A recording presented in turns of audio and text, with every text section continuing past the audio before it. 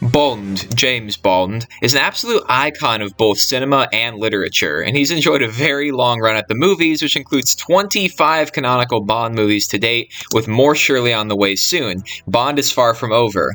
Now, where the franchise will go from here is really anybody's guess, but one thing that's for certain is that whoever replaces Daniel Craig has some pretty big shoes to fill. That's undoubtable. But did you know that Daniel Craig was almost never Bond in the first place? And no, I'm actually not talking just about other actors auditioning, because yeah, that did happen. But I mean, the entire movie almost didn't happen the way it did.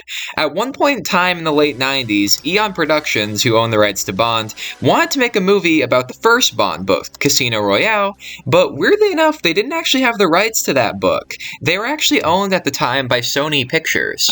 So yes, Eon Production owned the rights to every single Bond book except the first one. Isn't that weird?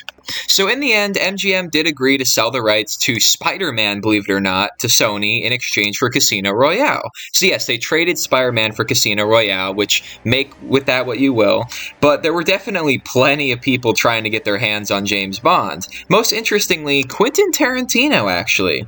So what if he had bought the rights to Casino Royale? What if Eon didn't get the rights to Casino Royale back, and the movie we know never happened? Simply put, what if Quentin Tarantino directed Casino Royale?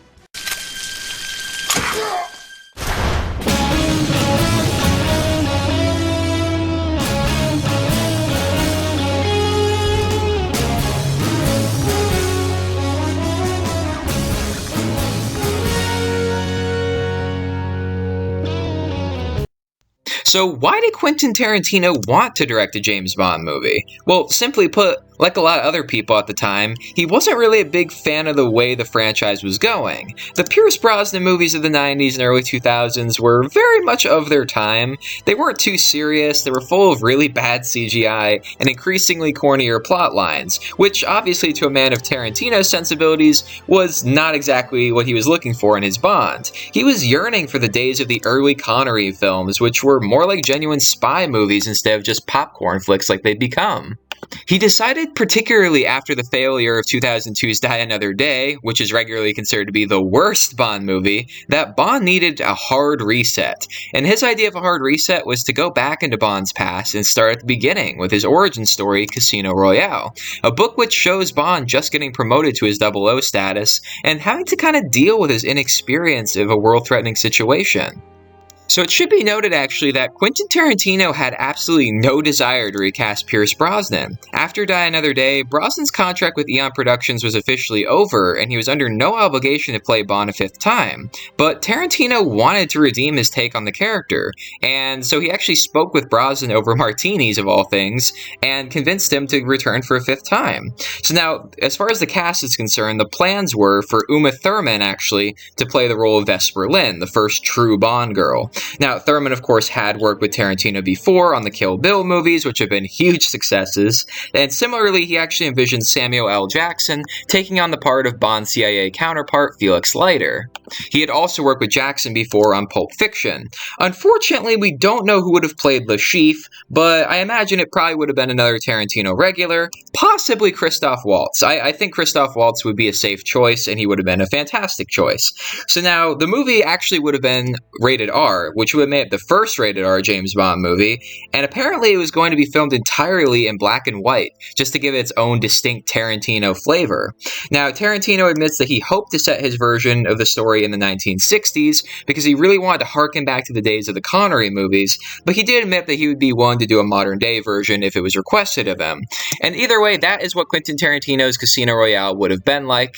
So yeah, not as detailed as some of my other canceled movie videos for sure, but I really wanted to make this video because Casino Royale is a masterpiece, the one we got. Don't get me wrong.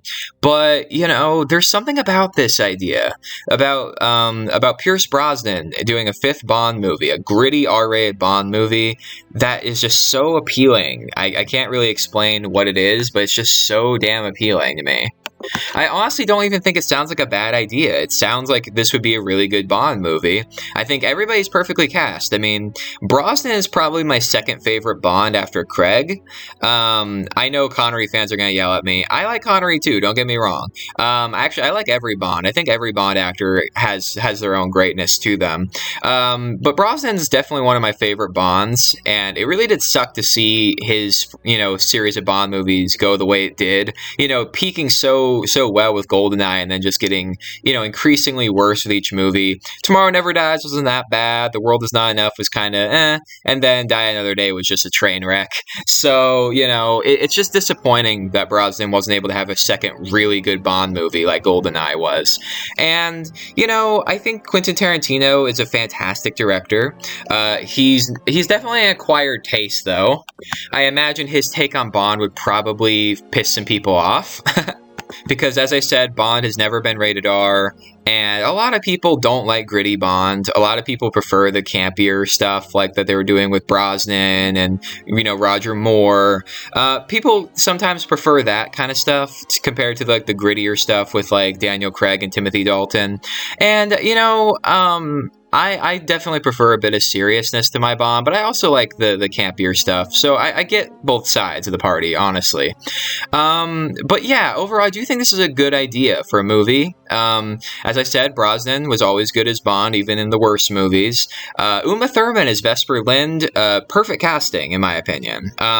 I don't know if she'd be better than Eva Green. Eva Green was really, really good. Probably the best Bond girl performance, right alongside Diana Rigg as Tracy in On Her Majesty's Secret Service. In my opinion, those are the two best Bond girls. And I think Uma Thurman would have been a fantastic Vesper. Absolutely fantastic. Samuel L. Jackson... He's a fantastic actor. He might have been a little too big for the role of Felix, who is a pretty minor character in Casino Royale, and he might have stolen the attention away a little. But, I mean, Pierce Brosnan, by that point, this would have been his fifth movie, so, I don't think Samuel L. Jackson would have taken away from him too much, so maybe he could have made it work. As I said earlier, if they were going to go with Christoph Waltz as Le Chiffre, he would have been fantastic. I don't know if he would have been as good as Mads Mikkelsen, but if his performance in Inglourious Basterds is anything to go by, I would say hell yes. The idea of this movie being in black and white, I'm kind of mixed about. Because, I don't know, I feel like if you're going to go on a fresh start with the Bond franchise, then maybe doing black and white might set it back unintentionally with some people.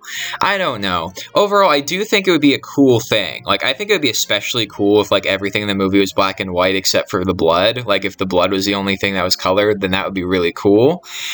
Which is what that's what I would do if I was going to do a black and white R-rated Bond movie. I would have everything be black and white except the blood. I think that would be really cool. But yeah. So now it should also be noted that Quentin Tarantino has come out in the years since Casino Royale came out to say how much they stole from him. He said that they stole a lot of his ideas for the eventual Casino Royale. And you know what? I kind of see it. Honestly, like, I love the Casino Royale we got, don't get me wrong, but I honestly do understand why he thinks they borrowed from him, because, like, Felix Leiter was white before Casino Royale, and they made him black in the Casino Royale we got, and that was Quentin Tarantino's idea. He was going to do, of course, Samuel L. Jackson. The idea of doing a gritty reboot, that we end up getting a gritty reboot. The opening scene of the actual Casino Royale was in black and white. So there's definitely signs there. You can definitely tell they might have borrowed a little bit from Tarantino's ideas. A lot of his ideas made it into the final movie, and he didn't get any credit, and he's had a lot of things to say about that, believe me. But overall, even though I do think that the Casino Royale we got is an absolute masterpiece and probably my favorite Bond movie, I would have liked to see Tarantino's take on it. I think Quentin Tarantino is a very singular director, and I think he would have brought his own flavor to the Bond franchise. A franchise that desperately needed something new at the time. And overall, I'm glad we got the Casino Royale we got. But I also wouldn't have minded this. If this is the version we got instead, I honestly would have died a happy man, really. This just sounds like such a good film overall. But yeah, overall, I do think that it would have raised some eyebrows. The rated R stuff definitely would have raised some eyebrows. But overall, I think the casting is good. I think it has the right people involved. And Casino Royale is an amazing amazing story as it is. So, yeah, I think that this had the potential to be a fantastic Bond movie. And even though I'm happy we got the Casino Royale we got, I would have liked to see this one. So, either way, let me know in the comments down below what you guys think of Quentin Tarantino's take on Casino Royale. Would you have preferred it to the Daniel Craig one? Would you have preferred it to the Martin Campbell directed one? Or would you have rather seen that over this? Let me know in the comments down below, and also give me more what if recommendations about James Bond or anything that you want. Give this video a thumbs up and share with all of your friends and all your various social media platforms, and I'll see everybody in the next video.